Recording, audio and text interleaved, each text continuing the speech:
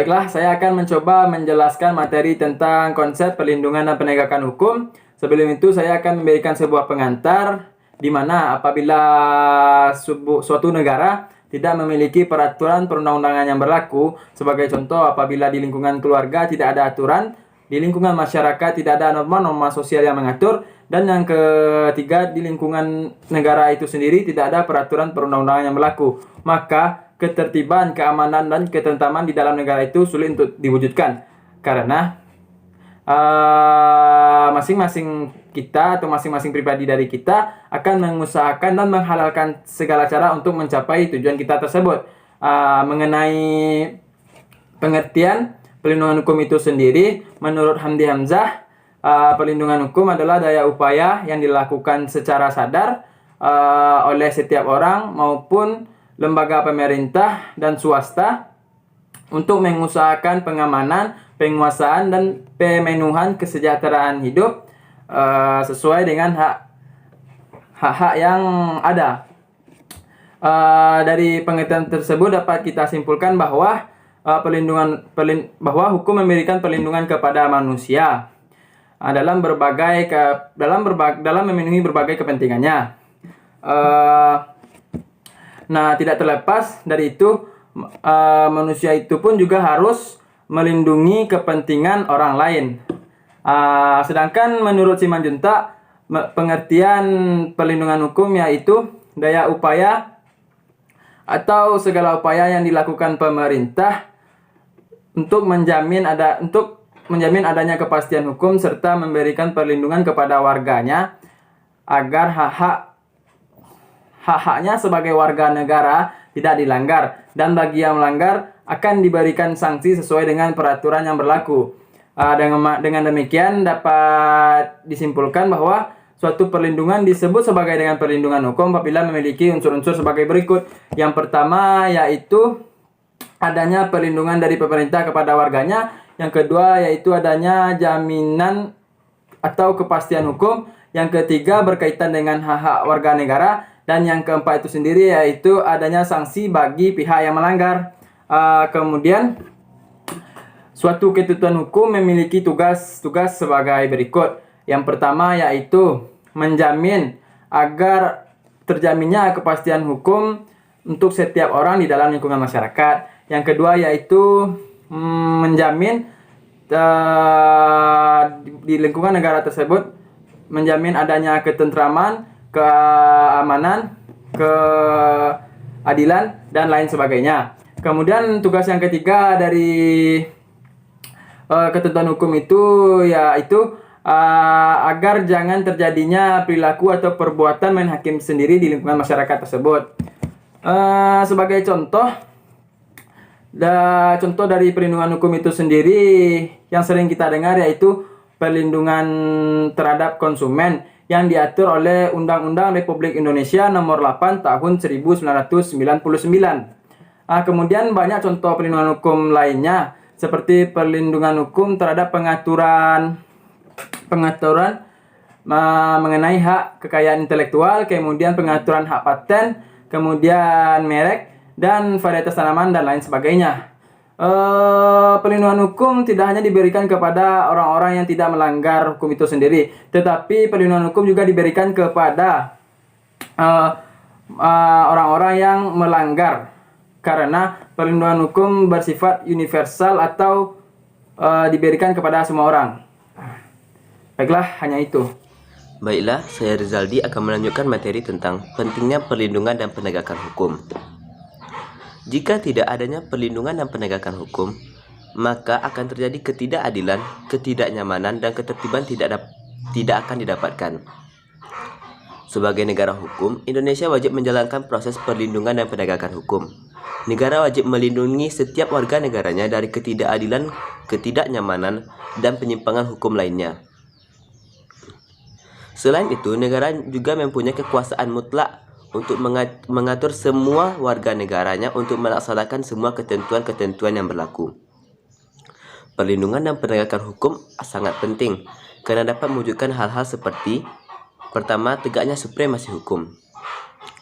Supremasi hukum bermakna bahwa hukum mempunyai kekuasaan mutlak mengatur segala pergaulan manusia dalam berbagai aspek kehidupan. Dengan kata lain, setiap tindakan warga negara dan pemerintah berlandaskan pada hukum yang berlaku. Kedua, tegaknya keadilan. Tujuan utama hukum adalah mewujudkan keadilan bagi setiap warga negaranya. Warga negara dapat menikmati haknya dan melaksanakan kewajibannya merupakan perwujudan dari keadilan tersebut. Ketiga, perdamaian dalam kehidupan masyarakat. Hidup yang damai merupakan harapan setiap orang. Orang akan merasakan damai ketika dirinya merasa dilindungi dalam berbagai aspek kehidupan. Menurut Surjono Sukonto, tegaknya perlindungan dan penegakan hukum tidak hanya berdasarkan pada tegaknya hukum tersebut, tapi juga bersangkutan pada faktor-faktor lainnya seperti yang pertama, hukumnya.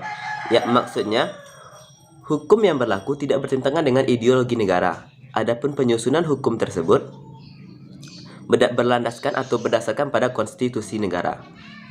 Kedua, penegak hukum, yakni pihak-pihak yang berkaitan langsung dalam penegakan hukum. Penegak hukum harus menjalankan perannya masing-masing dengan baik dan benar. Yang ketiga, masyarakat, yakni masyarakat di lingkungan tempat hukum itu diberlakukan atau diterapkan. Yang keempat, sarana atau fasilitas untuk mendukung dalam penegakan hukum. Sarana atau fasilitas ini mencakupi seperti tenaga manusia yang terampil dan terdidik, organisasi yang memadai atau organisasi yang baik, fasilitas yang memadai, dan keuangan yang cukup dan sebagainya. Yang terakhir, kebudayaan, yakni hasil karya, cipta, rasa dari karsa manusia. Kebudayaan ini menyangkut pada nilai-nilai yang berhubungan dengan baik atau buruknya hal tersebut dalam masyarakat. Sekian materi saya tentang pentingnya perlindungan dan penegakan hukum. B. Peran lembaga penegak hukum dalam menjamin keadilan dan kedamaian. 1. Peran Kepolisian Republik Indonesia atau yang singkat dengan Polri. Kepolisian Republik Indonesia atau yang singkat dengan Polri merupakan lembaga penegak hukum atau lembaga negara yang berperan dalam memelihara keamanan dan ketertiban masyarakat, menegakkan hukum, serta memberikan perlindungan, pengayoman, dan pelayanan kepada masyarakat dalam rangka terpeliharanya keamanan dalam negeri. Selain itu, dalam bidang penegakan hukum, khususnya yang berkaitan dengan tindak pidana, sebagaimana yang diatur dalam KUHP, Polri sebagai penyidik utama yang menangani penanganan hukum setiap kejahatan secara umum dalam rangka menciptakan keamanan dan kedamaian dalam negeri. Pasal 16 nomor 2 tahun 2002 tentang Kepolisian Republik Indonesia telah menetapkan kewenangan sebagai berikut. Yang pertama yaitu melakukan penanganan, penangkapan, penahanan, penggeledahan, dan penyitaan. Yang kedua yaitu melarang setiap orang meninggalkan atau memasuki tempat kejadian atau tempat penyidikan. Yang ketiga yaitu membawa dan menghadapkan orang kepada penyidik dalam rangka penyidikan. Yang keempat yaitu menyuruh berhenti orang yang dicurigai dan menanyakan serta menanyakan tanda pengenal diri. Bukan pemeriksaan dan penyitaan surat. Yang keenam yaitu memanggil orang yang untuk didengar dan diperiksa sebagai tersangka atau saksi. Yang ke-7 yaitu menetapkan orang ahli yang diperlukan dalam hubungannya dengan pemeriksaan perkara. Yang ke-8 yaitu mengadakan penghentian penyidikan. Yang ke-9 yaitu menyerahkan berkas perkara kepada penuntut umum.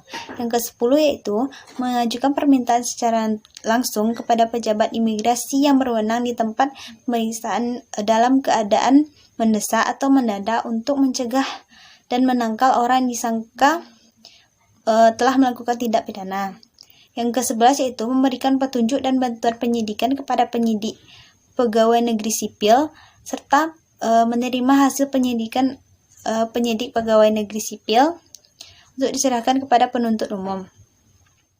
Yang ke-11 yaitu mengadakan tindakan lain menurut hukum yang bertanggung jawab, yaitu tindakan penyidikan dan penyidikan yang dilaksanakan dengan syarat, yaitu yang pertama yaitu tidak bertentangan dengan suatu aturan hukum, yang kedua selaras dengan kewajiban hukum, yang ketiga harus patut, masuk akal dan termasuk bagian lingkupan jabatannya.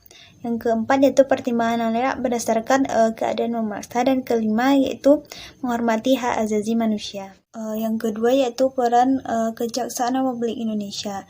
Kejaksaan Republik Indonesia adalah lembaga negara yang melaksanakan kekuasaan negara, khususnya di bidang penuntutan. Penuntutan merupakan tindakan jaksa untuk melimpahkan perkara pidana ke pengadilan negeri yang berwenang dalam hal dan menurut cara yang diatur dalam undang-undang, dengan permintaan supaya diperiksa dan diputuskan oleh hakim di sidang pidana atau di sidang pengadilan.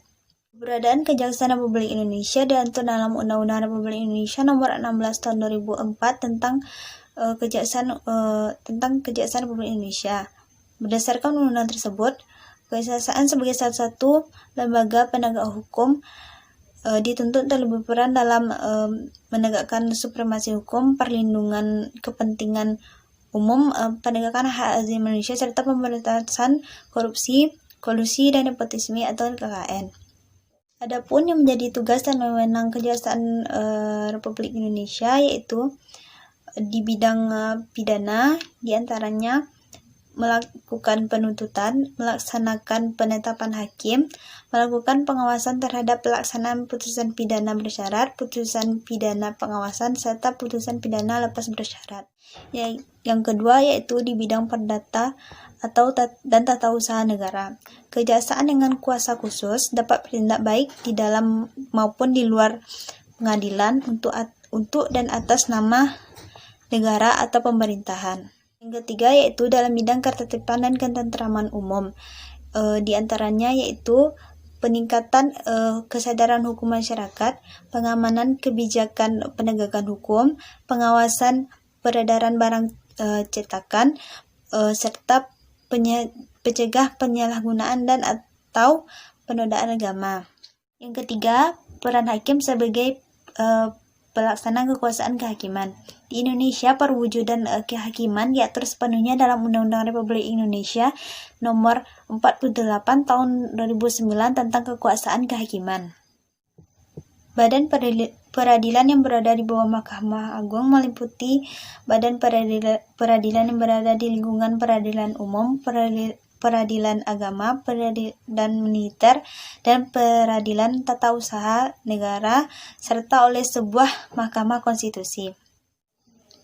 Lembaga-lembaga tersebut berperan sebagai penegak keadilan dan dibersihkan dari intervensi baik dari lembaga eksekutif, legislatif maupun lembaga lainnya. Kekuasaan kehakiman yang dilaksanakan oleh lembaga-lembaga tersebut dilaksanakan oleh hakim. Hakim adalah pejabat peradilan yang diberi wewenang oleh undang-undang untuk mengadili. Mengadili merupakan serangkaian tindakan hakim untuk menerima, memeriksa, dan memutuskan perkara hukum berdasarkan atas bebas jujur dan tidak memihak di sebuah sidang pengadilan hukum dan keadilan serta kebenaran. Hakim diberi kekuasaan merdeka untuk menyelenggarakan peradilan. Dengan kata lain, hakim tidak boleh dipengaruhi oleh kekuasaan-kekuasaan lain dalam memutuskan perkara. Assalamualaikum warahmatullahi wabarakatuh. Saya Sofia Doni dari kelas 12 MIPA 1 akan menjelaskan tentang peran hakim sebagai pelaksana kekuasaan kehakiman. Berdasarkan Undang-Undang RI Nomor 48 Tahun 2009, hakim berdasarkan lembaga peradilannya dapat dibagi menjadi 3. Yang pertama, hakim pada Mahkamah Agung disebut Hakim Agung. Yang kedua, hakim pada badan peradilan di bawah Mahkamah Agung seperti lingkungan peradilan umum, lingkungan peradilan agama, lingkungan peradilan militer, dan lingkungan peradilan tata usaha negara. Dan yang ketiga adalah hakim pada Mahkamah Konstitusi yang disebut dengan Hakim Konstitusi. Sesuai dengan fungsinya, pengadilan berfungsi untuk memeriksa tentang sah atau tidaknya suatu penangkapan atau penahanan yang diajukan oleh tersangka, keluarga, atau kuasanya kepada ketua pengadilan dengan menyebutkan alasan-alasannya. Tugas dan wewenang pengadilan adalah memeriksa, memutus, dan menyelesaikan perkara pidana dan perdata di tingkat pertama. Lanjut kepada peran advokat dalam penegakan hukum. Peran advokat ada pada setiap proses dalam sistem peradilan pidana. Dalam KUHP, peran seorang penasehat hukum telah ada sejak proses penyelidikan sampai dengan proses rehabilitasi di lembaga permasyarakatan. Advokat sebagai seorang penasehat hukum berperan untuk memastikan bahwa hak-hak seorang tersangka, terdakwa, dan terpidana tidak dilanggar.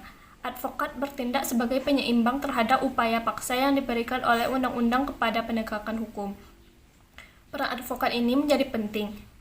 Ketiadaan seorang penasehat hukum dalam proses peradilan pidana memungkinkan terjadi pelanggaran-pelanggaran yang berpengaruh terhadap hasil putusan pengadilan. Oleh karena itu, seorang penasehat hukum bukan hanya perlu sekedar hadir, tetapi juga harus memiliki kompetensi untuk membela hak-hak tersangka, terdakwa, dan terpidana dengan benar. Lebih luas dari itu, dalam Undang-Undang Nomor 18 Tahun 2003 tentang advokat dinyatakan bahwa advokat berstatus sebagai penegak hukum yang bebas dan mandiri. Yang dimaksud dengan advokat berstatus sebagai penegak hukum adalah advokat sebagai salah satu pengangkat dalam proses pengadilan yang mempunyai kedudukan setara dengan penegakan hukum lainnya dalam menegakkan hukum dan keadilan. Kesetaraan status advokat dengan aparat penegakan hukum lainnya seperti polisi, jaksa, dan hakim karena dalam menjalankan tugasnya advokat tunduk dan patuh pada hukum dan perundang-undangan. Pada akhirnya, meskipun masih diperdebatkan kedudukan advokat sebagai aparat penegakan hukum atau tidak dalam sistem peradilan pidana di Indonesia, peran advokat sangat penting dalam setiap tahapan dalam proses peradilan di pidana karena advokat merupakan alat penyeimbang dan merupakan institusi yang menjamin pemenuhan hak-hak tersangka, terdakwa, dan terpidana sehingga dapat terlaksananya fair trial. Lanjut kepada peran Komisi Pemberantasan Korupsi. Komisi Pemberantasan Korupsi atau KPK adalah lembaga negara yang dibentuk dengan tujuan meningkatkan daya guna dan hasil guna terhadap upaya pemberantasan tindak pidana korupsi. KPK bersifat independen dan bebas dari pengaruh kekuasaan manapun dalam melaksanakan tugas dan wewenangnya. Komisi Pemberantasan Korupsi atau KPK mempunyai tugas yang pertama, koordinasi dengan instansi yang berwenang melakukan pemberantasan tindak pidana korupsi.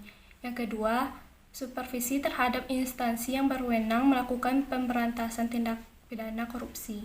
Yang ketiga, melakukan penyelidikan, penyidikan, dan penutupan terhadap tindak pidana korupsi. Yang keempat, melakukan tindakan-tindakan pencegahan tindak pidana korupsi.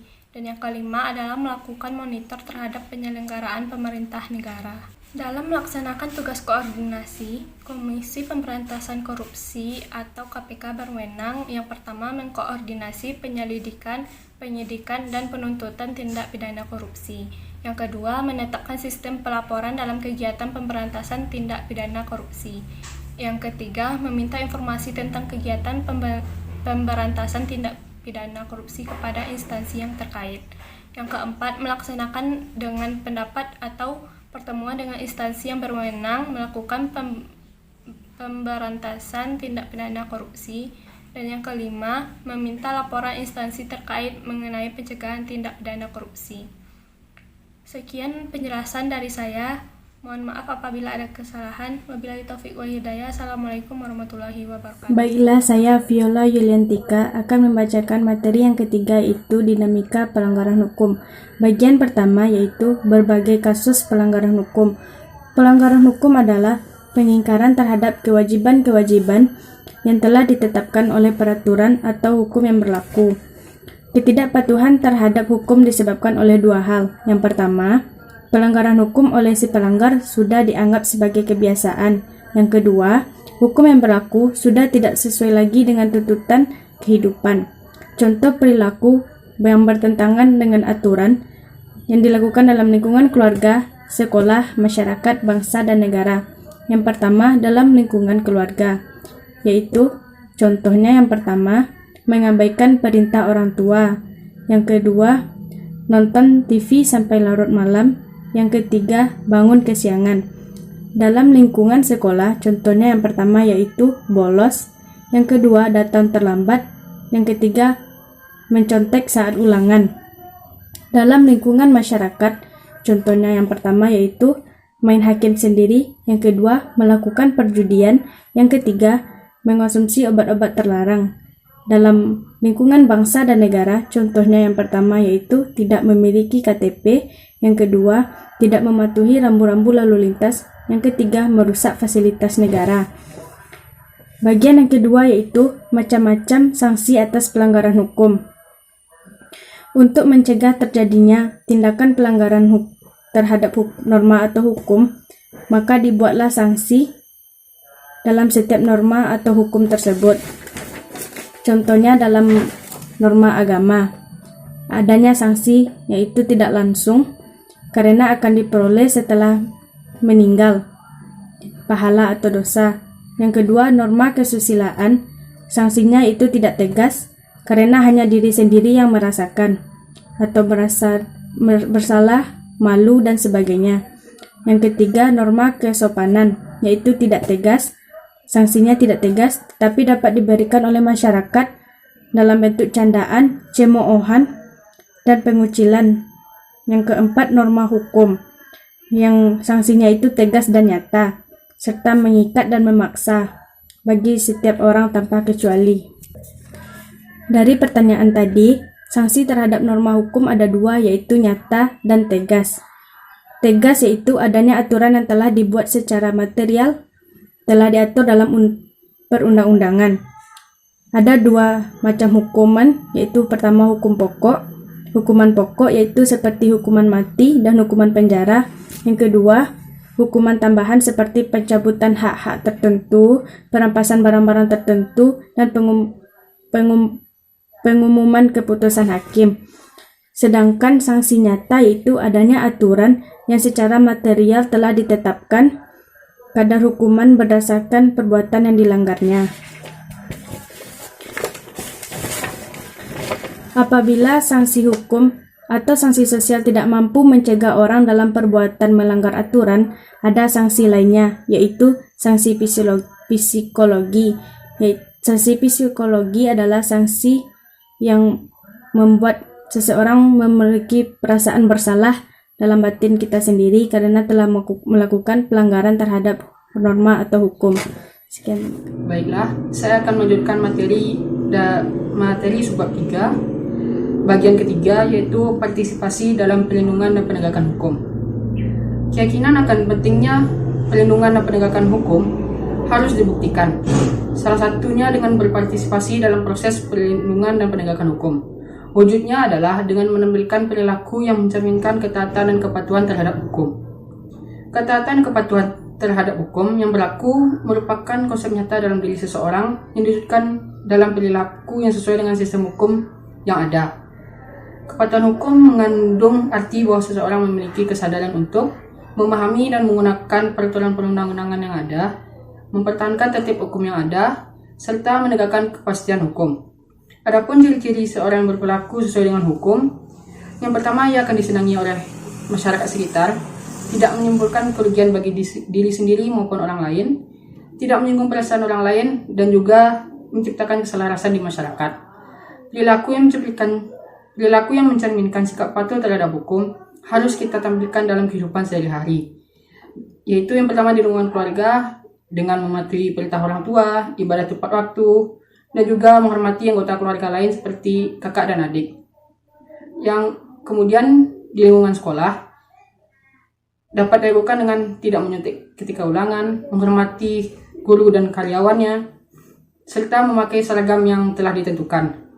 Lalu di lingkungan masyarakat dengan mengikuti kerja bakti dan menghormati orang-orang sekitar.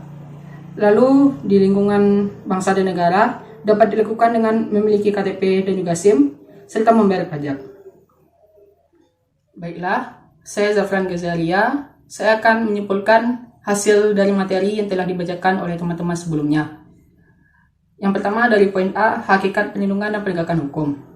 Konsep perlindungan hukum, menurut Andi Hamzah dan Simanjuntak, hukum sesungguhnya memberikan perlindungan kepada manusia dalam memenuhi berbagai macam kepentingannya, dengan syarat manusia juga harus melindungi kepentingan orang lain.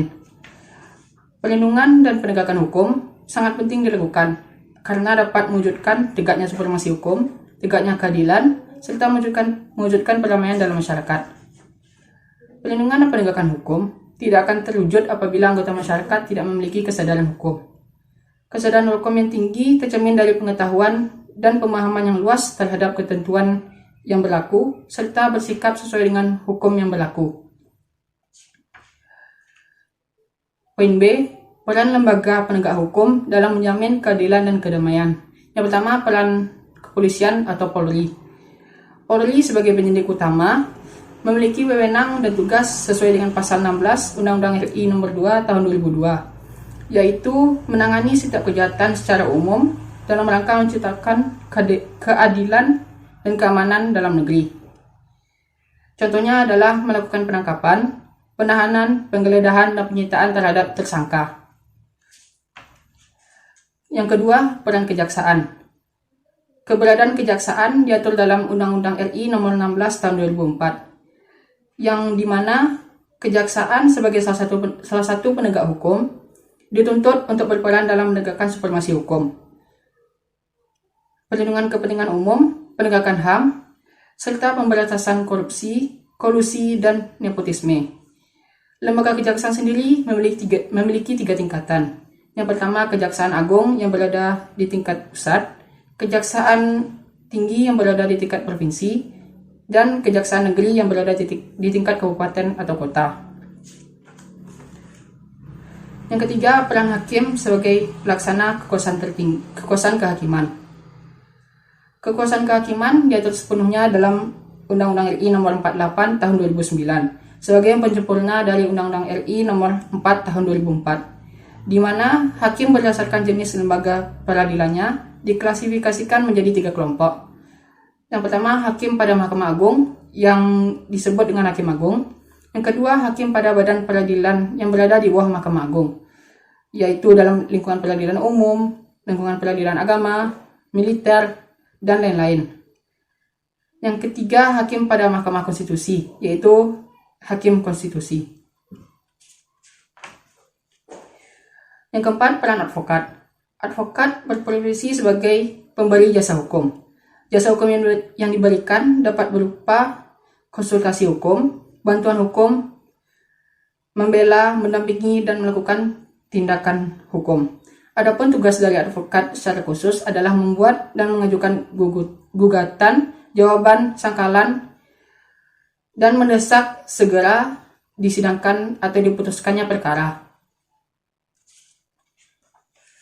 Yang kelima, peran KPK atau Komisi Pemberantasan Korupsi. Sesuai namanya, KPK bertugas untuk mengatasi, menanggulangi, serta memberantas hal-hal yang berkaitan dengan korupsi.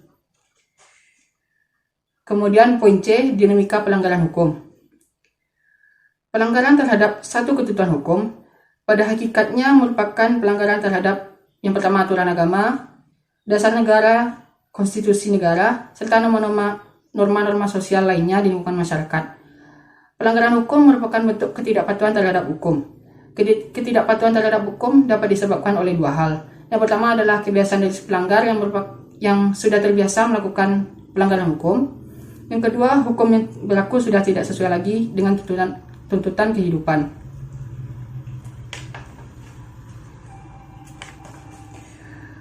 Sanksi terhadap pelanggaran hukum amat banyak ragamnya. Akan tetapi dari segi tujuannya sama, yaitu untuk mewujudkan keterlibatan masyarakat dan mewujudkan perdamaian di lingkungan negara. Khusus untuk sanksi norma hukum, yaitu tegas dan nyata. Tegas artinya telah diatur dalam peraturan perundang-undangan dan dibagi lagi menjadi hukuman pokok dan hukuman tambahan. Nyata berarti adanya aturan secara material telah ditetapkan kadar hukumnya berdasarkan perbuatan yang dilanggarnya. Pentingnya perlindungan dan penegakan hukum perlu dibuktikan. Salah satunya adalah dengan berpartisipasi dalam proses penegakan hukum. Adapun ciri-ciri orang berperilaku sesuai dengan hukum, yaitu disenangi oleh masyarakat dan teman-teman, tidak menimbulkan kerugian bagi sendiri atau orang lain, serta menciptakan keselarasan di dalam masyarakat. Baiklah, itulah tadi kesimpulan dari saya. Terima kasih, kembali ke moderator.